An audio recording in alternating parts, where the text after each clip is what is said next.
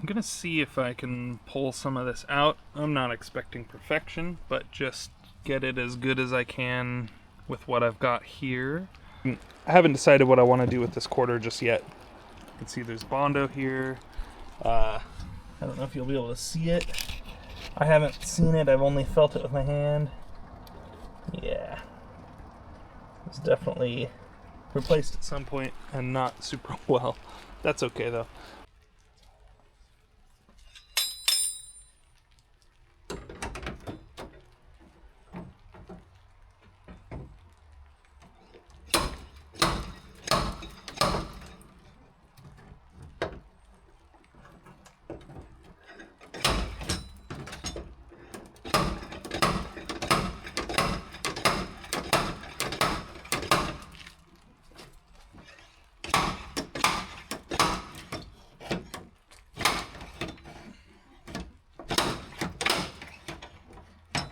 A little better than I thought, to be honest. It's getting a lot of the bulk of it.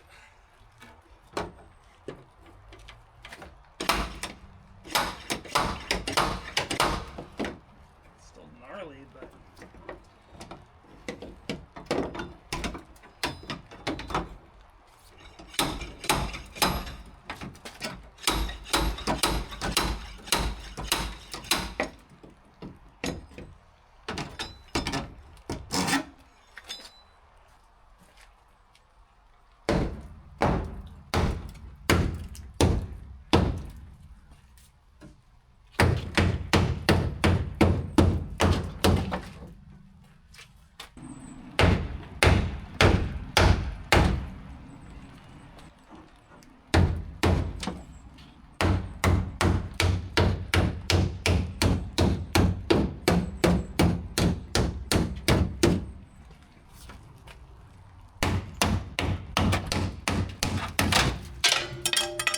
for that. Where did that go?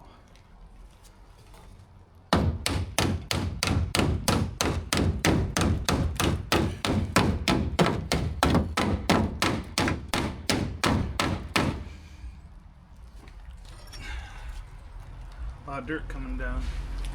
My extended spoon.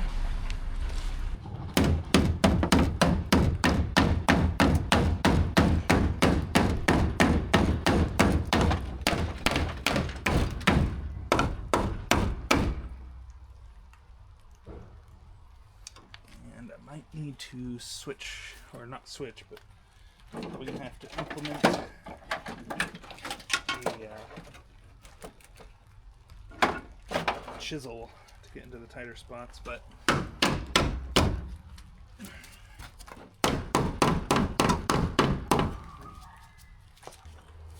so here, for example, might even, yeah, I'll use that side.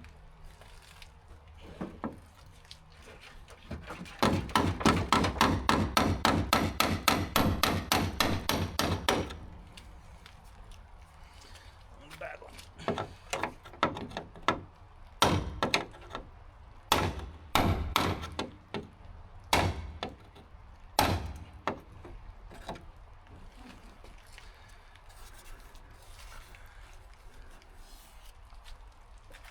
Should be a nice, round, smooth thing, which it is not.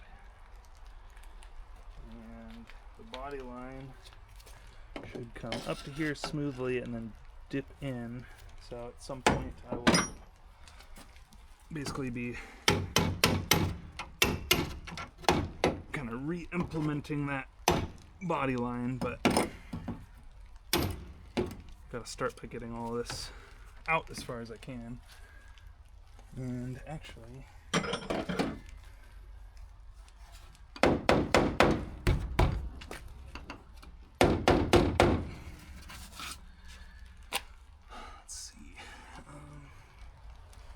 this is still in quite a bit. Back to our slide hammer.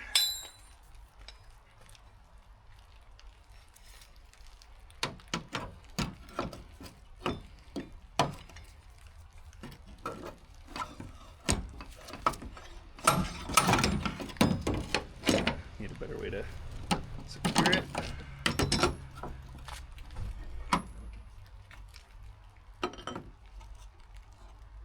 Not that, but like that.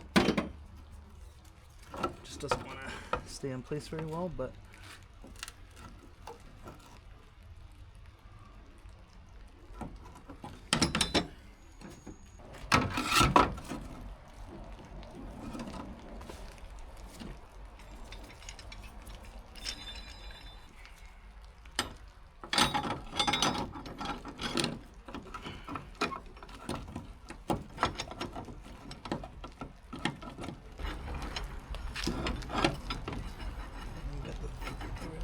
through.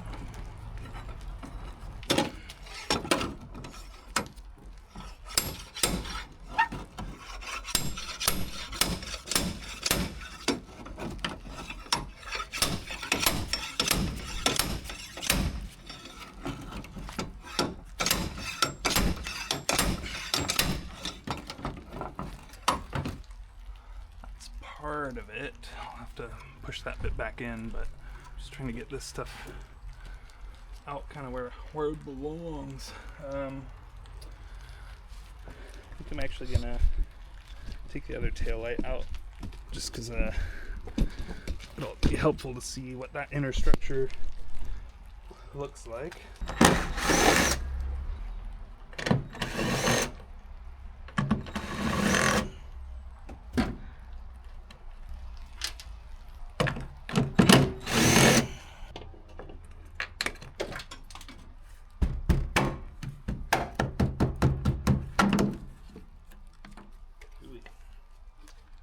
Good taillight. Actually in really good shape too. This gasket can stay, I guess. So stuff like this is a good reason for pulling it off. That if I saw that on the other side, I would assume it's a problem. I don't know if it shows up on camera, but this kind of curve right here, like a little ramp, this whole thing kind of has this S to it. And if I saw that, I would assume it was wrong. But since this side is not wrecked and looks really good, now I know that it's actually supposed to do that. So, and typical. Looks like it's not all the way through, so that's nice. But anyway, let's take a little rag. Always leave rags all over the place so that you don't have to go far for them.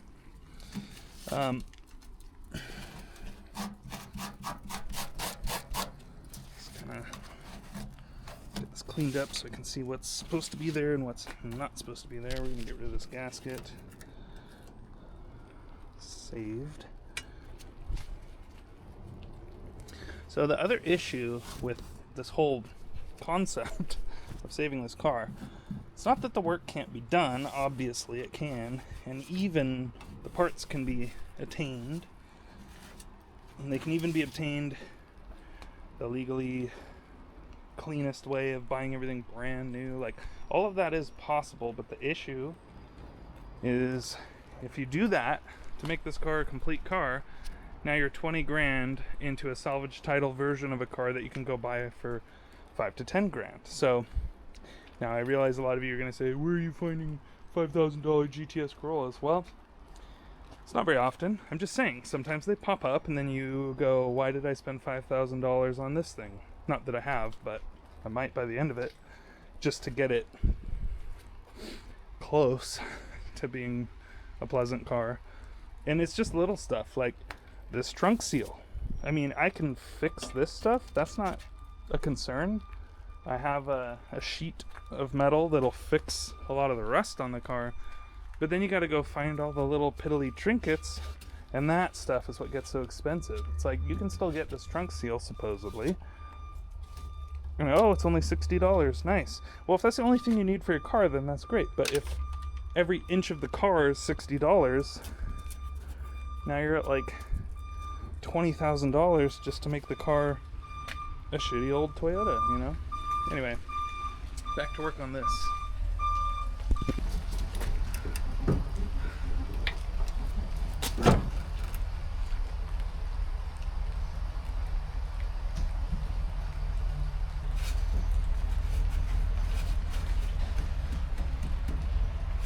this is going up flat.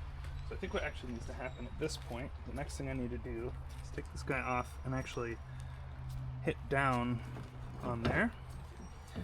I'm not actually all that good at this kind of stuff. I'm just, you know, the old college try, so to speak. Okay, so this is by no means any kind of machined straight edge, but what I like it for, I mean, you can use it this way, but I like it for this kind of thing, because that really helps show where stuff is and isn't wrong. As a reference, you know, see how it sits just reasonably flat on here without a lot of effort.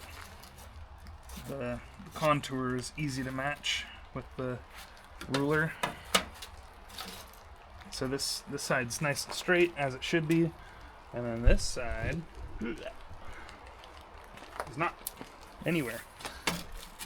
So you can see this area needs to come out more to match that spot. This area actually needs to go in later, and then this area,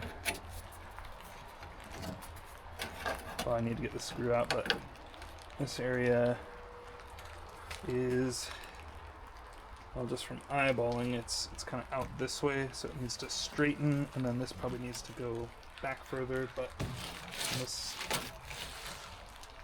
is up a bit, and kind of curved in.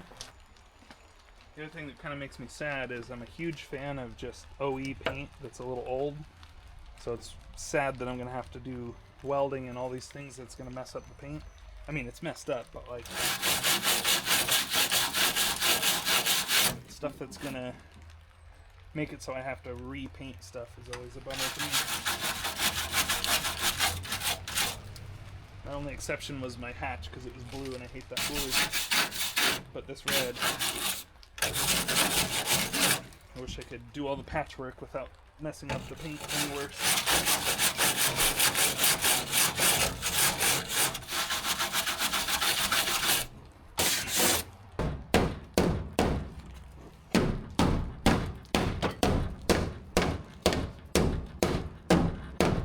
Beautifying kind of happens last. You can smooth this out a bit, but you still need it generally in the right area.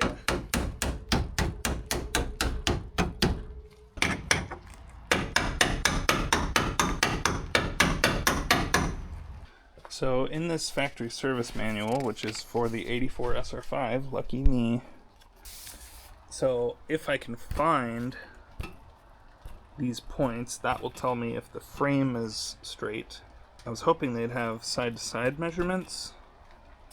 They do for the frame, but it doesn't look like they do for the actual body panels. So, yeah.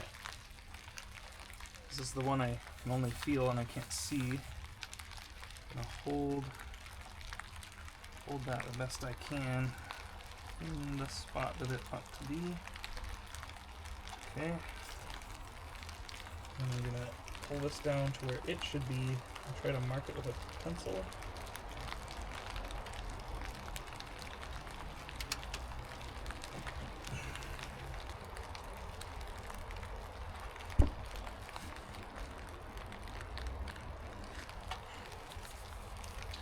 Okay.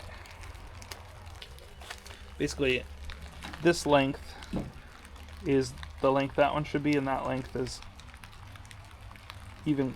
Anyway, it's straight. It's not, I don't think it's a problem. I mean, maybe what it means is the frame got just a hair closer, but I think I can live with it. Angle at it.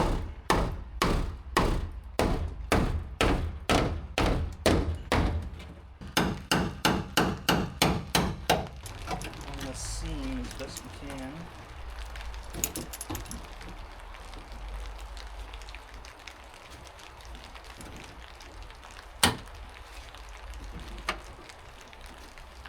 that.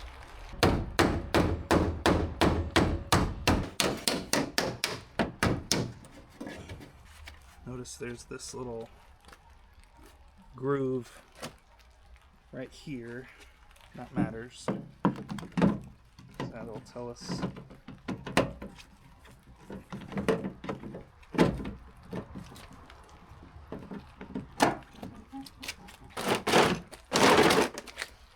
So when all of this fits, this taillight does stick out.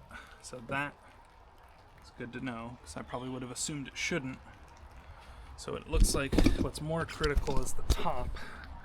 The top actually matches really well. When you get to the bottom, it goes in a bit. So this lip sticks out, and then when you get to about here, they cross over, and then the taillight sticks out, and the panel's behind or further forward to the car than the taillight. So I'm glad I checked, because I would have assumed that would be wrong. But that actually appears to be accurate. So this section isn't too far off right now. Up here though, this little groove and that groove are not quite meeting. I mean, I can stick that there first and then kind of put everything in place, and then it kind of matches, but it's definitely not as clean looking as the other side. Again though, it's hard to tell. Also, look at all that stuff that came out from my hammering. So obviously that's needing to be straightened out. That's just from me pulling it back, but this side of the car was definitely worse than it is now. But you can see, like, looking down the car, this is sticking out and this is kind of going in. And then on the back, this little section is its own piece, which I think you can still get for the hatch. I don't think they're the same for the coupe though. Maybe they are. So with a wire wheel, you can see this thing has been bondoed before. Looks like at the deeper points we're reaching about 1/8 of an inch. Not sure exactly how far back it goes, but it looked like it started thinning out around here, so I'm guessing it goes to like maybe here. And then same thing on this side, it seemed to thin out about here, so it looks like it's mostly just wherever they did this seam. I'm gonna heat this U-bolt, this old U-bolt, up with a acetylene torch and try to replicate this. You should be able to use it to help work out these things. I'm going to use it kind of like a T-dolly.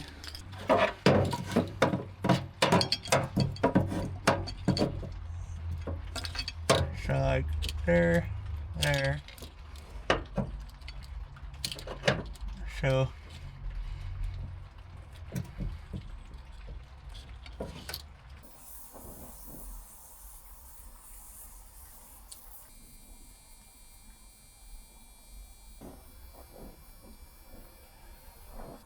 fun fact, just since I'm here. Oh, this is going to be a bad example, but we'll use it. So if you're using one of these torches to weld, hopefully, I don't know if you can see this very well, but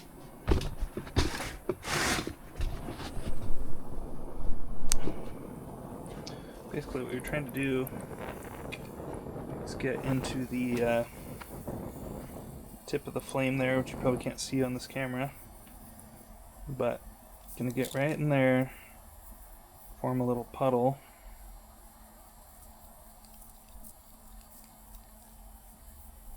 Work it around, and then pretending this is what we wanted to weld.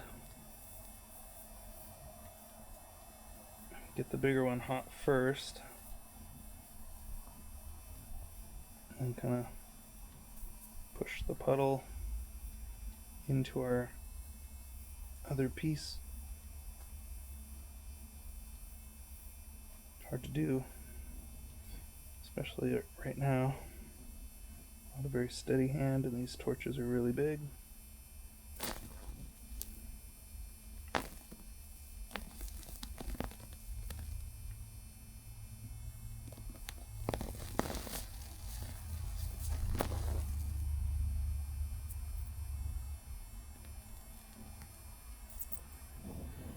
And then if you let it cool, those are now welded together.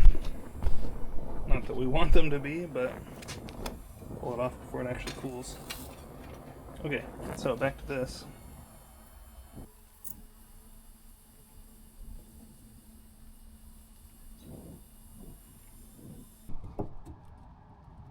So, right about there, we need to straighten it out.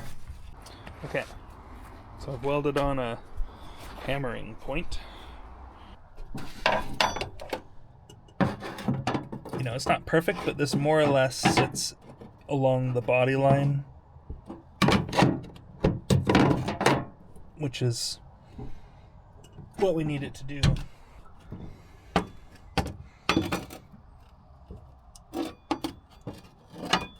You can see that it's not even close. But the function of this tool is both to show us where it should be and also to help us make it be. I already made this in the past for the other car. Again, also not perfect. If you're being critical, you can see little wavers and it doesn't fit perfectly. But what it is, or what it's supposed to be, is this edge here. So from the inside, again, it's not perfect. It's a little too steep, but that's okay because it helps you get that point into there. And so I'm hoping I can use it to actually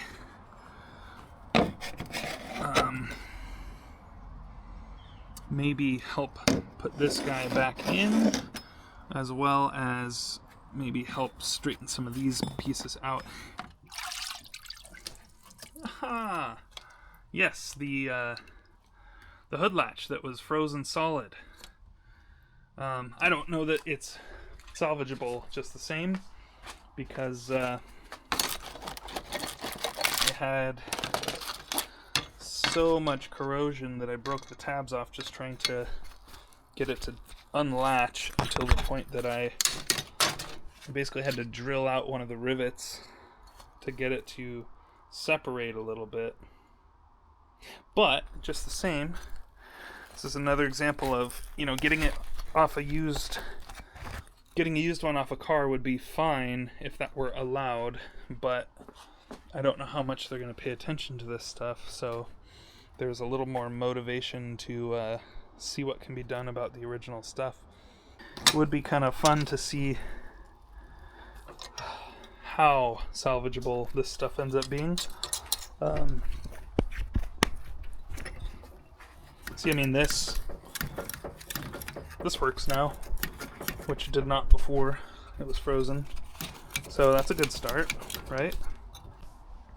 Alright, it's getting a little later in the day, about the time people are starting to come home from work, so I'm probably going to stop all the bashing. But I think we made good progress for the first day on this thing. I mean, I'm kind of limited to hammering work. I don't really want to deal with patching and welding and stuff when it's outside, so I gotta wait till I get suspension stuff for both cars before I can move on to that. Yeah, those are gonna be fun. Same thing with that guy. Rear lights are all working. The brake pedal worked. The brake lights would probably work. I don't know that the turn signals are gonna work at all. Nope. Okay. Yeah, as I suspected, the oil is leaking from this drain plug, which is good because tightening a drain plug is a lot easier than Wow, that's a big one. A lot of the other things it could have been. So, it looks like, is that really a 17? Bigger, right? That's the biggest drain plug I've ever seen. It's the biggest freaking drain plug I've ever seen. 19. Don't want your oil coming out. Better get a 19-inch drain plug. 19 millimeter, sorry. Well, it might still leak, but we'll try that.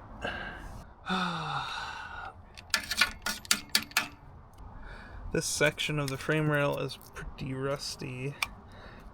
I mean, this is basically just the part that holds the bumper on, so I'm not saying it's not important, but it's not like the car is gonna fall in half because of this section, so not too worried about it at the moment. Just noticing they were kind enough to cut after the plug on those, which I do believe is these guys.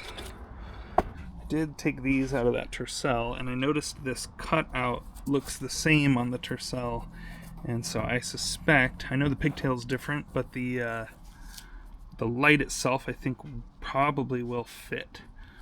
So what I'm actually probably going to do once I have to put these back on my hatch is track down the tercel lights and see if they're compatible, and then I grabbed the pigtails from that tercel so that if I have one of these lights, except then I still need the bulb. I don't know, I'll figure that out later, but with some screws that'll go in.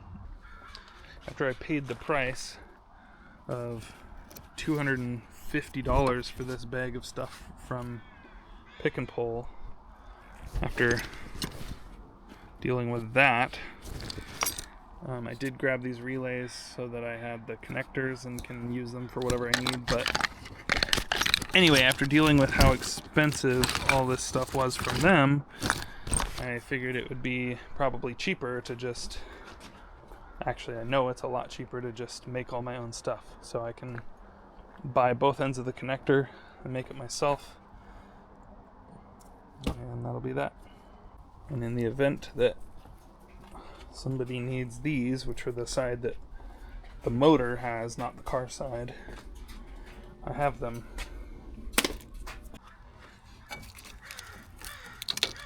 Yeah, didn't leave me a lot of room to work in here.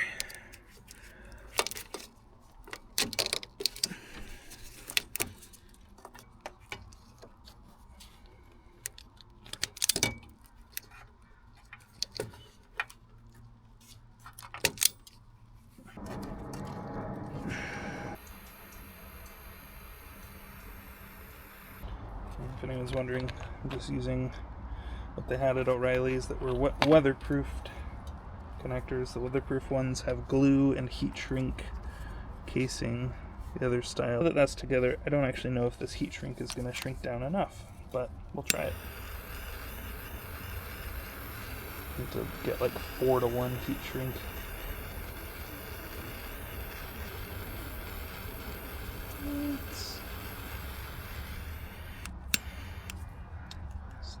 Torch doesn't like being upside down. Yeah, it's good enough. Give it a quick go and just see if the wiring was correct.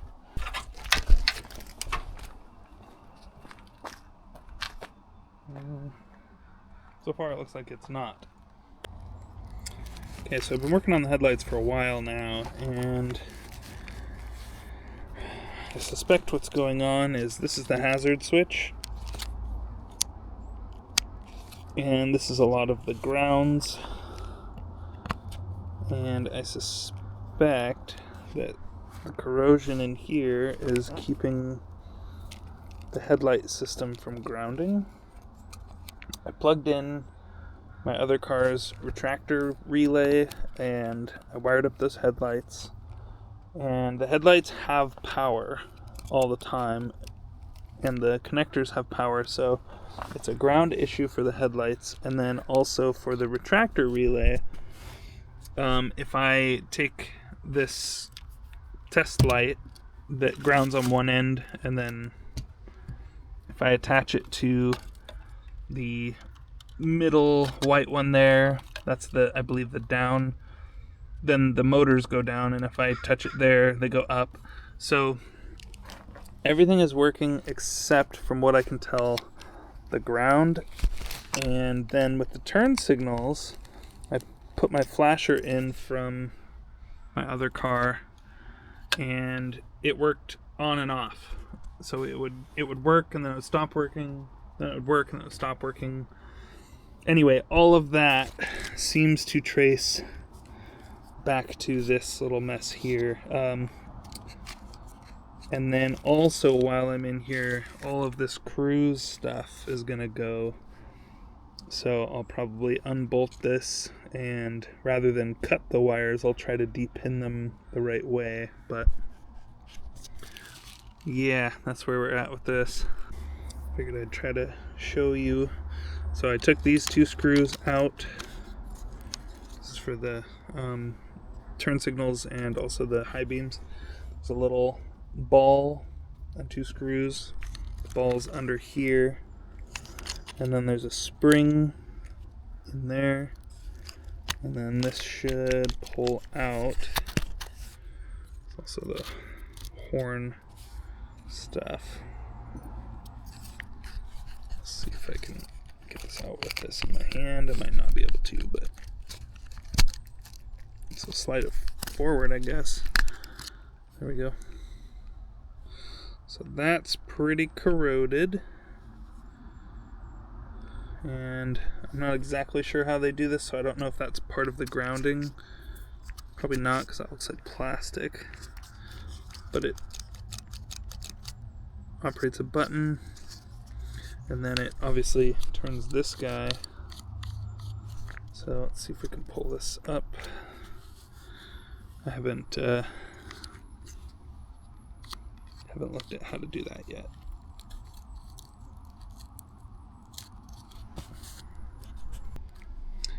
Okay, so I pulled this. This is the hazard switch. Definitely corroded. This might not be the right way to do this, but I almost just want to put all of this in evaporust and see if that does it.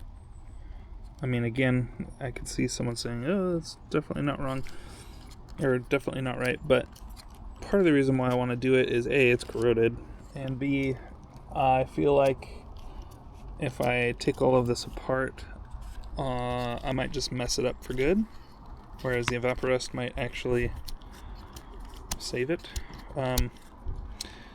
But for now, I might try cleaning what I can and then plugging it in just to see if it's helping. So I did kind of exactly what I said I wasn't going to do. I opened up the hazard switch, and basically you have these little contacts that are on springs. So of course I lost one of the little springs. But I did remove this cruise switch, and it's got probably the exact same little spring. So I'm going to try to grab that guy. The spring looks a lot bigger. I'm going to have to look elsewhere for a little spring. What I need is a little Bic pen. Those usually have the right spring in it. Yeah, even the pen spring is too fat. Ended up using an 11/64 bit to drill through that, and I might have made the spring just a hair too tall, but I'm gonna try to make it work anyway. Okay, I think I got it back together correctly. Here's hoping. I'm gonna put a zip tie back on and kind of bundle them back up. Okay, so I was able to, I don't know how well you can see it, but that's the spring I was talking about, and that's the ball. And and you can see it's really pitted and corroded, so it's getting stuck in a little socket. So if you use your turn signal and then go back, it's really hard to do with one hand, it's stuck again. And then I used my little curved pick to kind of reach in there and push it back out. So the only way I'm going to be able to do anything about that without disassembling it, and I actually don't know how to disassemble it, to be honest, I'm going to soak. This bottom half isn't connected to any wiring, it's just that system. So I'm going to put it in the bucket of evaporust and I'll probably try to keep it from here down. Although, to be honest, I don't know that it's going to affect anything having any of it in the evaporust. Anyway, I'm going to soak it in there and try to get the evaporust to eat away all that rust and see if function returns, and I'm going to go run to Tacoma and try to get my front hubs. Okay, so I've had this soaking in evaporust for a couple days now, and as you can see, it's taken a lot of the superficial stuff off, although there's still pitting and stuff like that. It's not gonna fix that. But this little ball, I've had to work it around, but I've gotten it to a point where it actually returns the way it should. See how the ball actually returns to that centerpiece? That keeps the turn signal where it ought to be when you're not using it. That's what I was going for. I had to spin the ball around, even like just now, to find a place that was smooth enough for it to actually work. It was still getting stuck. But I think if I lube it up and basically leave it where it is, it'll probably work. If it ever stops working, I know what to do. But yeah, I'm gonna call it a success and go ahead and clean all the evaporust off of this, and then put it back in the car and see if there's any improvement. Might not be. Everything maybe still doesn't work. We'll find out. I wanted to show you, I didn't film it because my hands are all greasy, but I put some, well, actually wheel bearing, but lithium grease in the non-electrical parts of this. So this, I did actually pull off. Just gotta manhandle it and greased it up. Now it retracts as it should. And the little ball that's in here, it took me a minute to figure out how it goes. There's a spring that goes down this shaft, and then the ball sits at the end, and this cap holds it in place. But you got to take this off to be able to get all of this back in. So if you're putting one of these back together, you're going to put the stock in with the spring in, and then I use the grease to hold the little ball bearing to this plate, and then I basically... this was not in the way, so it was a little easier to do, and you can turn to the side so you have a little more room, and then you basically push it on, push it this way, hold it down, and it'll kind of snap into this little groove here, and keep pressure on it and put the screws in, and then that's all you got to do. So this side is ready to go. This side I'm gonna use electrical grease, and then I'm gonna put everything back together. Probably clean this stuff up a little bit too. But later, not right now, I will eventually, if I can get the title, I will be taking all this stuff out and kind of restoring it to some extent. So, but right now, that's not what I want to spend my time doing yet. See what I mean about the hair? Probably not, because the camera's not gonna show it, but there's like hair in that bearing. There's hair stuck to this rust. It's like hair was part of the assembly instructions. Every one of these is like that. And then, that's better. This guy back in. There's a little pin. So it's back on, and already this hazard switch is so much easier to push. It feels like they normally do. Before it was like clunk, clunk, clunk. And same with this, it flopped around here until you got to the ends.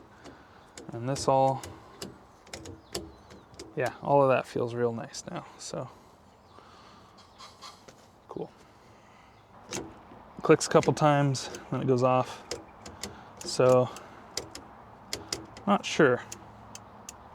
I am gonna, before it stops working at all, try to get a view of it, because I haven't figured out if when it's clicking, if the lights are doing what they're supposed to, because I haven't been able to see it.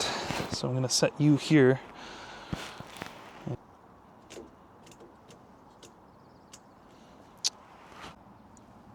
Okay, so I grabbed the headlight retainer or retractor control off of my other car, which I know works, or at least it worked last time I used it.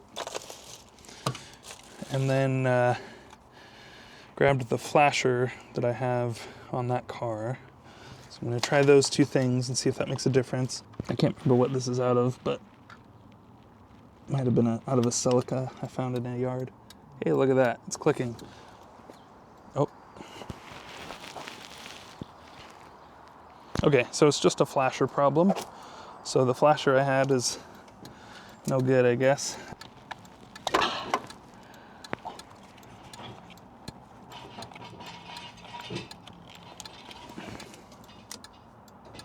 Hey, they work. So yeah, it's just the two.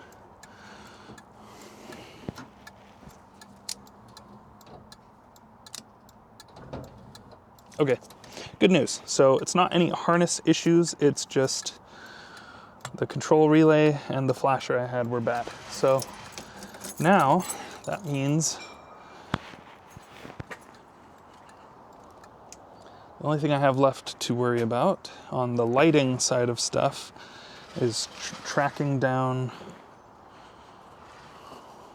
the front and rear corner lights.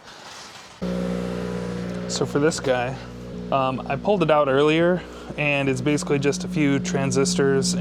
Thinking I might just try to see if I can figure out what's actually wrong with this one and just fix it. I'm not super good with solid state electronics, but I've messed around with electronics in general to where I'm certain I can replace the parts. Whether I am able to diagnose them properly or not is another story with transistors, but at the very least, I'm not intimidated by this, is what I'm saying. I mean, sorry, this mic's probably rubbing on my bubble.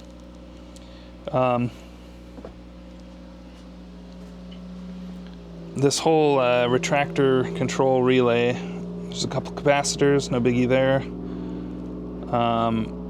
Some resistors, some diodes, and some transistors. I gotta look and see which ones they are and see if they're ones that I happen to have. They might be ones I have, they might not be, I don't know. So ironically, this is the good one that does work, and you can see someone has done a repair to it.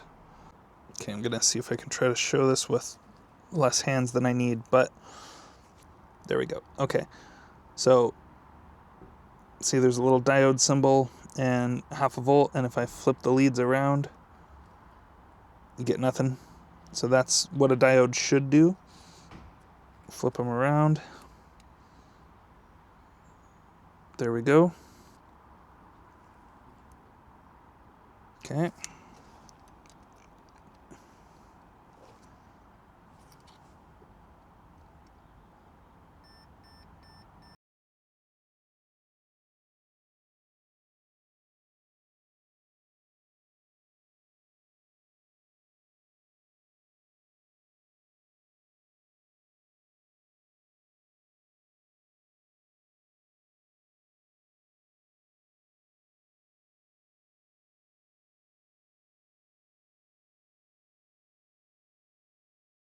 So either these transistors are just not compatible for this application, or maybe the polarity was backwards and I need to flip them around, which is the first thing I'll try. But check out what happens when I plug them in. I've got the headlight switch off, and when I plug them in, I almost wish it did that on purpose. So I'm gonna try flipping these guys around in case I just put them in backwards. All right, I've tried both the available transistors I had, and both are, Google thinks that the issue is the gain is too high on these transistors, so It's causing that cycling. So I'm going to take them out, and what I do want to do, just because I know the other one works, I want to try those transistors just to verify. If those transistors allow this board to work, then I know it's worth just ordering the right transistors. And if there's some other issue, then I need to figure more things out. Okay, so where I'm leaving off right now is I put the good transistors in the better looking board, which is this one, which was the one that didn't work before. This board, I am going to order new transistors, and when they show up, if it works, I will kind of remind everyone how to do it, and if you don't have soldering stuff or don't feel comfortable doing it, you can send your retractor control relays to me and I can fix them for you.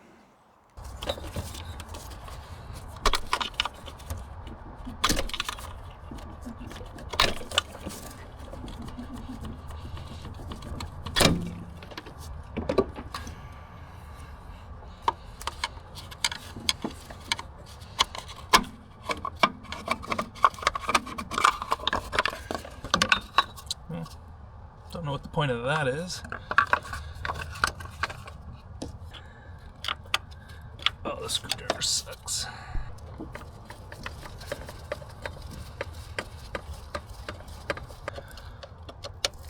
I'm not sure how you're supposed to get this one screw.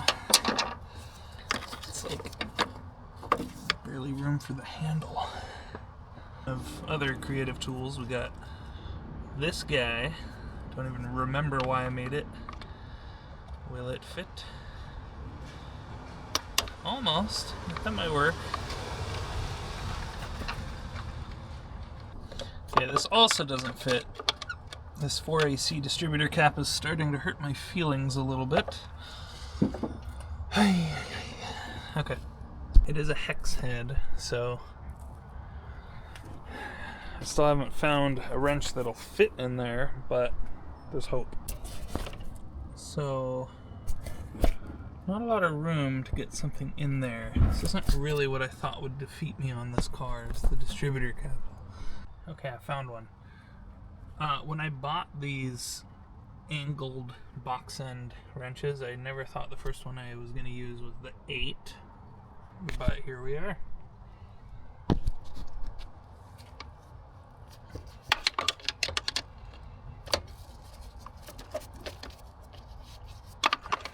It is working. It's gonna take forever, and there's a million throttle cables in my way. Man.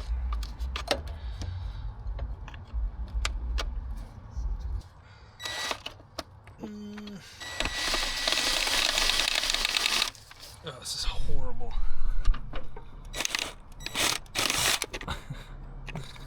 There's just no other way to get in here. No. Jam this in at an angle. Yeah. I'm not really sure what the factory procedure would be for something like that, but probably not what I just did. Nope. I think that's working. Better be working. Then I have to put all this back on. Oh, come on. It's probably not even what's wrong with the car.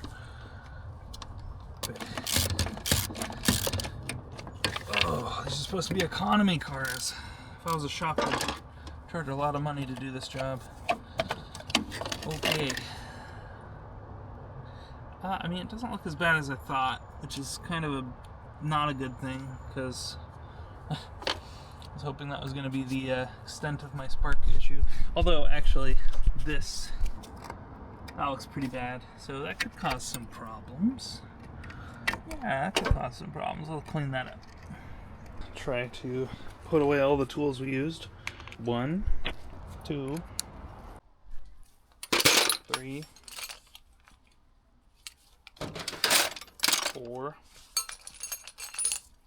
5, 6, 7, 8, 9, 10. Brass brush.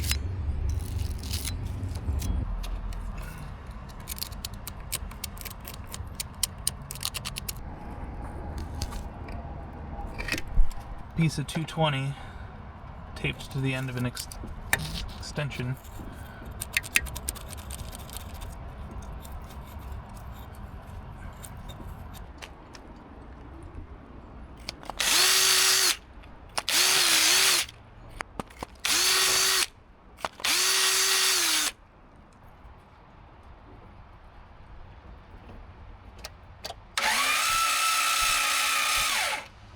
So I'm supposed to have like 1/2 ohm resistance on this coil, which with all this corrosion, who knows what we're gonna find, but not 1/2 ohm, I'm guessing. Well, just for convenience sake, was that a waste of time? Is it these two? Be nice. Huh, look at that. 0.3. That's right in spec. Okay. 20K setting on our meter, and let's assume it's this side, and we are at 8.43. Desired spec is 7.5 to 10, so we're perfect spec there as well. What's next? 9.7, and for reference our battery is at 9.8, so that's about right as well. And we're showing 9.79. Some time yesterday, I wasted some time digging into this distributor, and all the tests I was able to do seemed okay, but then the cap is bad in at least one of the ports. It's supposed to have continuity from the point it touches the coil to the point the coil wire comes out, and I've got like 1 mega ohm of resistance, and I have no idea why. It actually looks really clean, but for some reason it's not. So similarly, these spark plug wires are bad, but this is turning into a situation where, do I spend $100 redoing the distributor electronics just to still have this piece of junk, or do I just not worry about it, pull this thing out, throw it away, give it away, whatever, and then work on getting a more fun engine going with that money. So, I mean, it would have been really fun to get that 4AC going just for the shits and giggles of it, but that's also $100 that would get me a clutch kit for the motor I need to put in. So I'll probably just end up pulling this one out.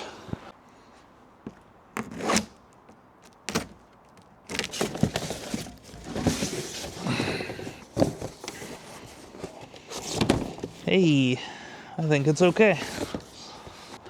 Looking all right. It is in fact the one with the baffle. That's good.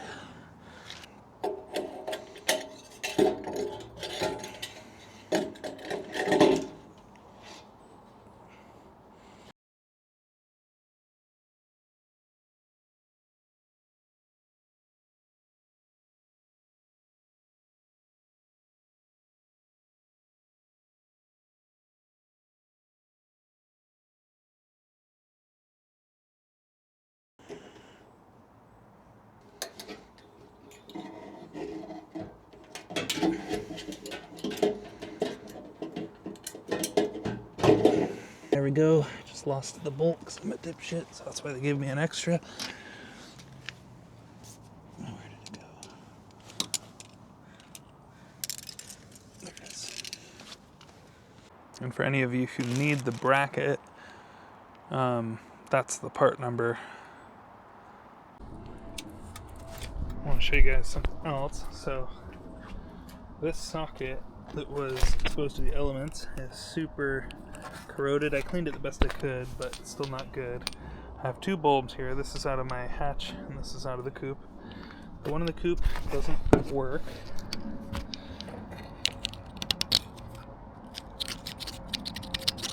But the one in the hatch works at just the right spot. But then when you actually plug it all the way in, it stops working. Alright, so I've got it in that bag. I'm going to let it sit till tomorrow.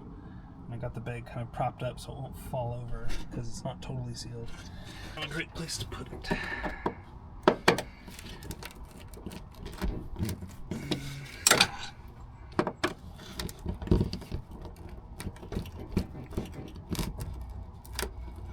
There, I broke it.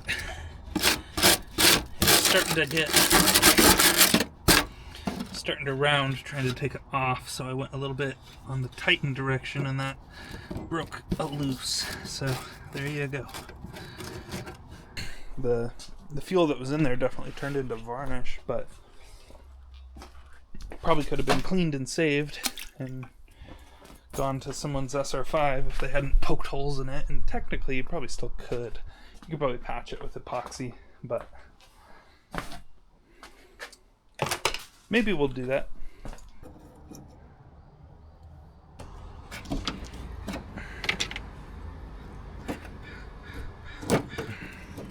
Yep. It's bad.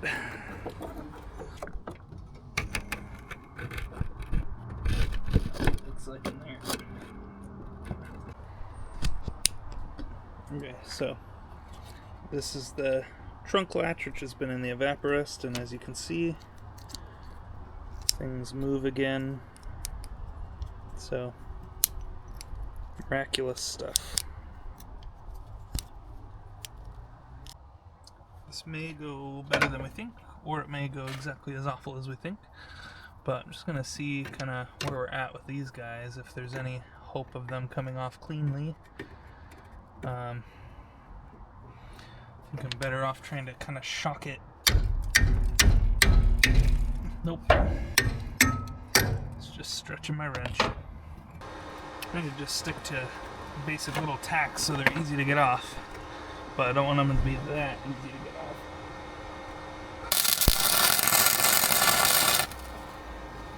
So that might be too much, or it becomes difficult to remove when I need to.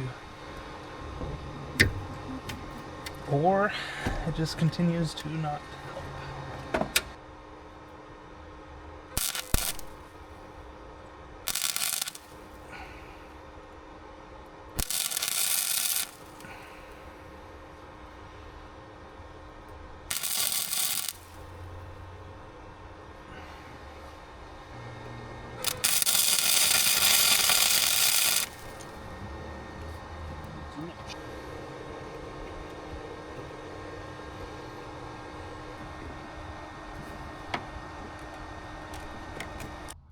Flat-ended carbide cutter and try to creep up on the edge of the weld there to get rid of it.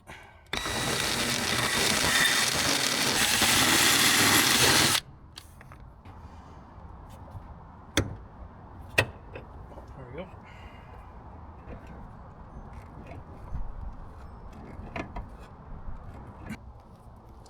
The flare nut should spin without the line moving, and as you can see, the line is moving. So I don't want the line to twist and break.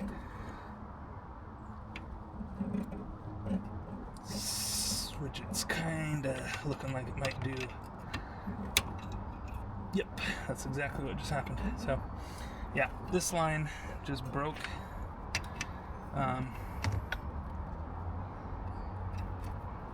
And ironically, the flare nut's actually pretty loose now that happened, so it was actually the line frozen to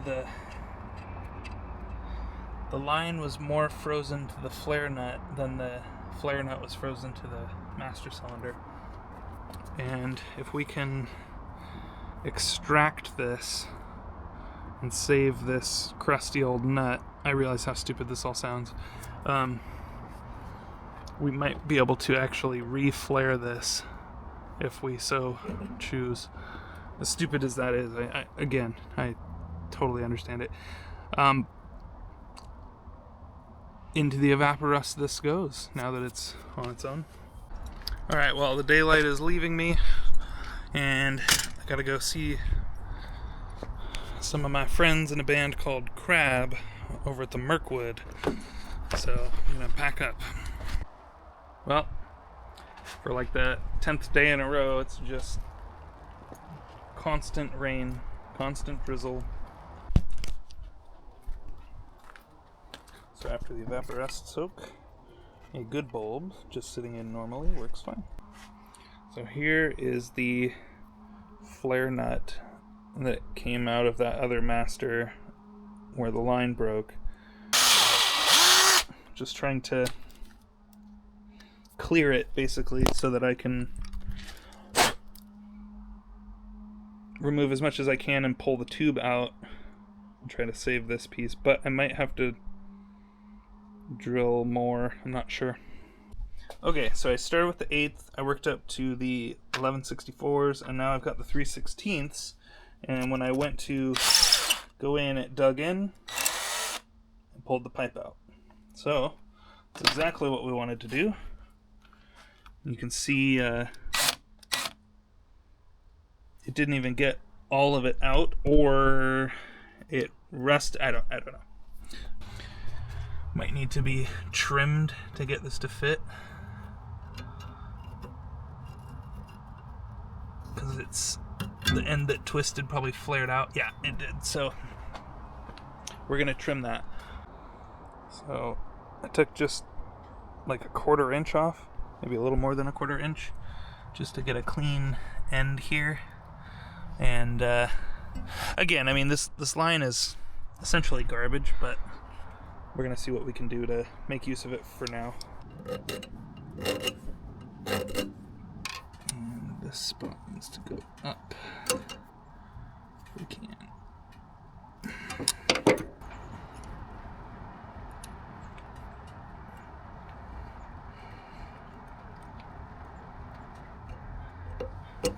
Aha! We did it. Not fantastic, but it happened.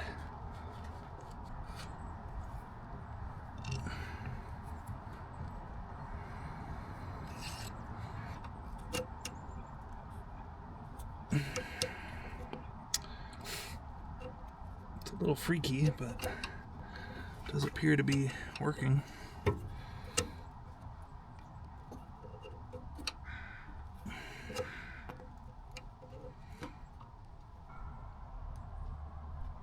If it works, it works. Does it work? I don't know. Maybe not, but yeah.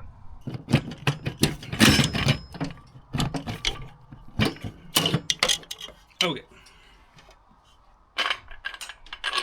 Save this for this car.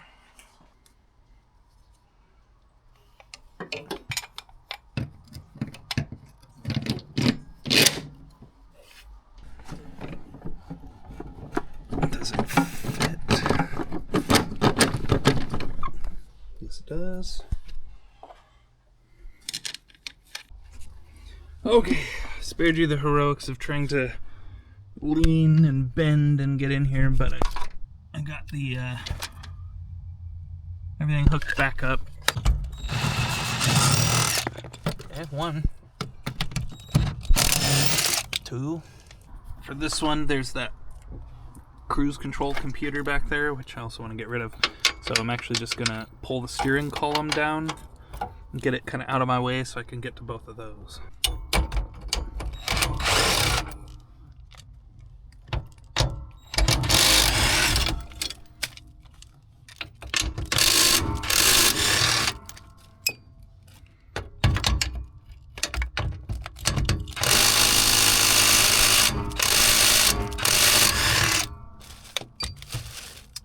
Okay, I'm gonna try to show this more on this car just because there's less stuff in my way, so it's easier to show you. So to get the master and booster setup out, we need to remove this little clip here, that little pin. So get that out of there. And then also this spring needs to go forward, and then it unhooks. And those clip on there. Get all the rust that came down from using the drill. And then we gotta push this hairy little pin out there, and we'll probably use a little hammer. And we just want to keep an eye on that pad in the back. Make sure we don't start any fires like that little piece that just fell onto the carpet. Ah, see? Like a charm. Okay, that's hot. So we will set it somewhere where it won't bump into us, and this should be loose now. And now we can very forcefully try to get it out of the car.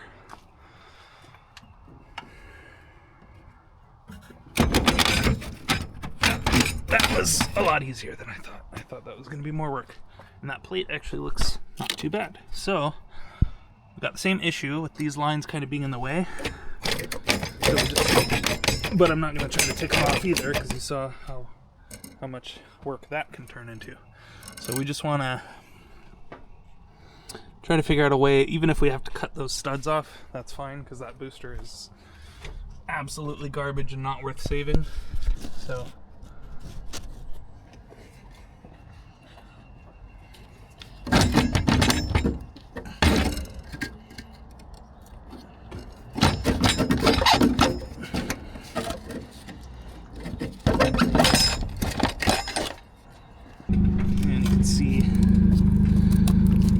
body seam is pretty gnarly. Wasn't that tight on this end, so that gives me hope that I can get this piece off. So that's kind of nice. I thought we were gonna have a lot bigger battle there.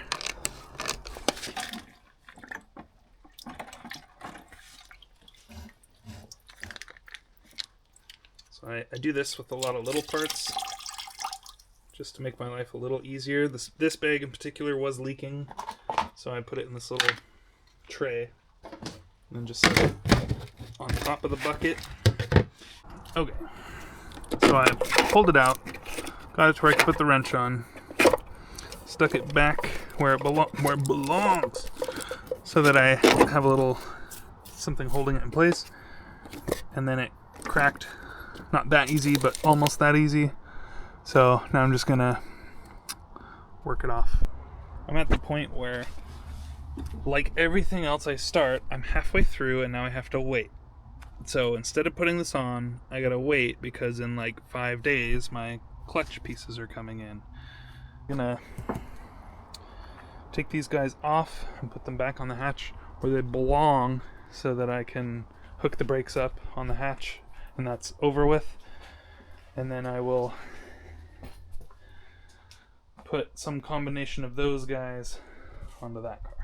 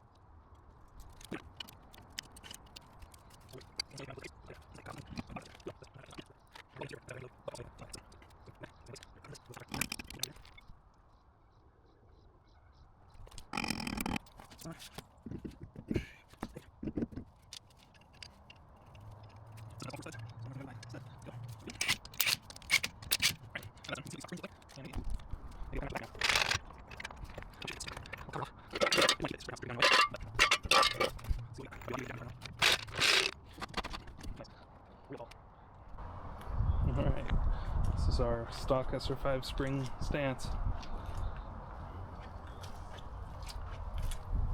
And our cut front spring stance, which was kind of tall, but now actually looks a little still shorter than the front, or lower. It's squatting, is what I mean.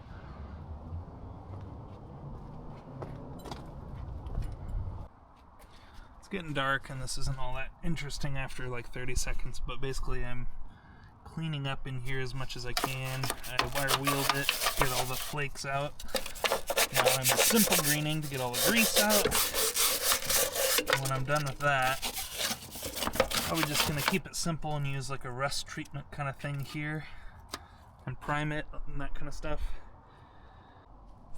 So just a little better view of kind of the rust situation here. That hole for the wiring grommet is rusted. This seam is rusted. Not sure about underneath. I can't see it. Maybe it's not as bad as the top, but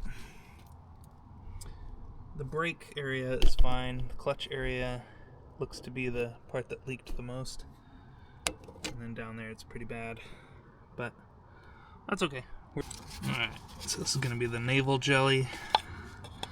Supposed to leave it on for 5 to 10 minutes and then rinse it off with water. I think if you don't do that, it'll kind of eat away at things, but don't have a good applicator brush anymore, so using a toothbrush, which is okay, just not the most flexible thing in the world. And not going to be able to get it into all of here, but just going to try to get it where we can and then move on with life. I heated it up just a little bit with the torch to kind of get it up to appropriate temperatures because it's really cold out. And then hit it with the rust fix, which probably did absolutely nothing. That's okay. And then give that a couple minutes, and now hit it with some red oxide primer, which probably also won't do anything. And then, looks bad, but also none of this is catalyzed, so a little bit of brake clean will take it all back off, so I'm not too worried about it.